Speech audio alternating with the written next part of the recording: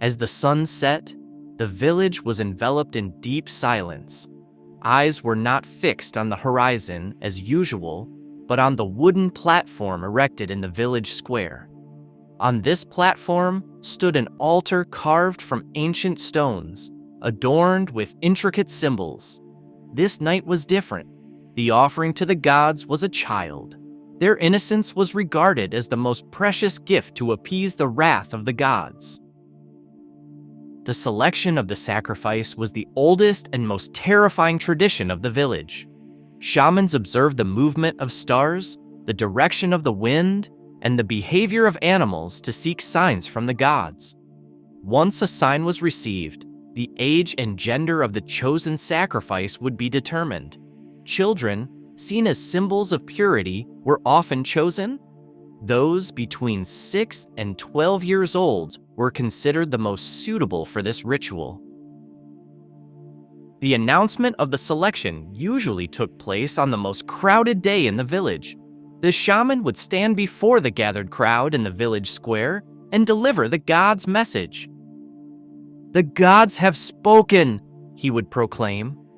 When the name was announced, a scream would often pierce the air, usually from the child's mother.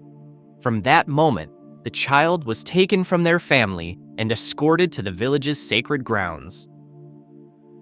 The moment a child was taken from their family was one of the most harrowing. Mothers and fathers often knelt before the shaman, begging the gods through tears. But these desperate pleas changed nothing. The shamans and the village elders saw the taking of the sacrifice as a sacred duty. Siblings, often too young to comprehend what was happening, bore silent witness to this heart-wrenching scene. Once separated from their family, the child was taken to the village's sacred cave. This cave, located on the slope of a mountain outside the village, was accessible only to sacrifices and the shamans who prepared them. The preparation of the sacrifice was the most crucial part of the ritual. It was believed that the gods cared not only for the soul of the offering, but also for their physical purity and beauty.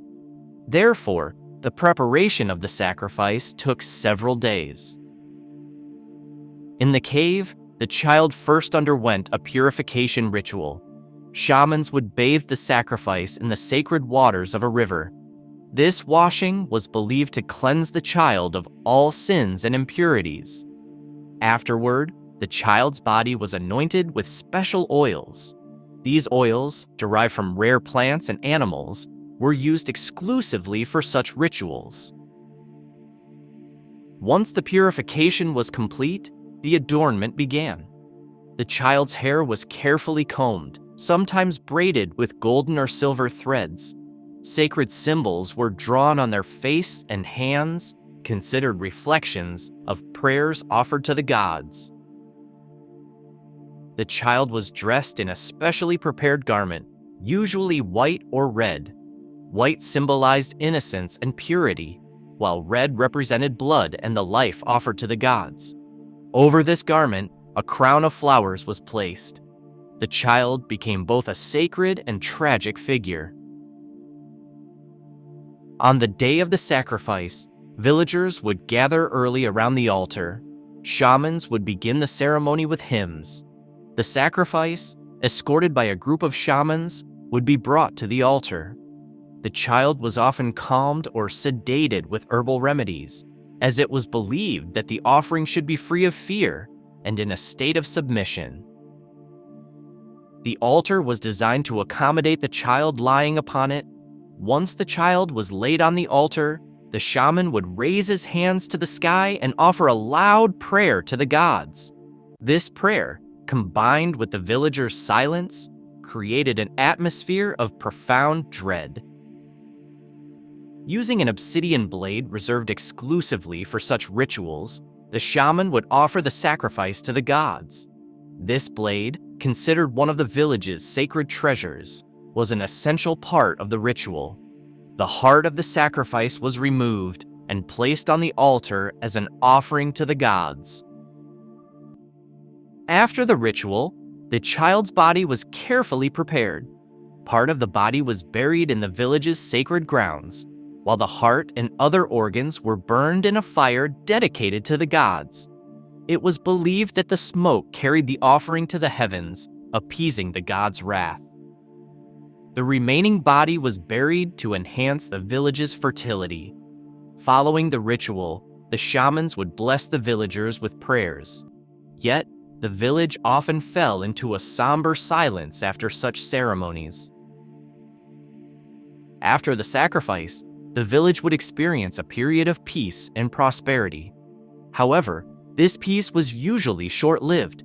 The gods were believed to constantly demand new sacrifices. Thus, each ritual was seen not as an end, but as the beginning of a new cycle. These rituals, passed down through generations with a mix of fear and reverence, left the villagers living in perpetual dread that their own child might be next. This fear was the ultimate testament to how the gods controlled human lives. This story opens a window into humanity's dark past, reminding us of a world where even innocence was seen as a gift to the gods. Perhaps that's why these tales have endured for generations, whispered from one person to another, never to be forgotten. Thank you for watching.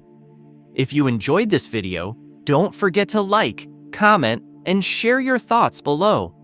Make sure to subscribe to the channel and turn on the notification bell so you never miss an update. Your support helps us create more captivating stories and content. See you in the next video.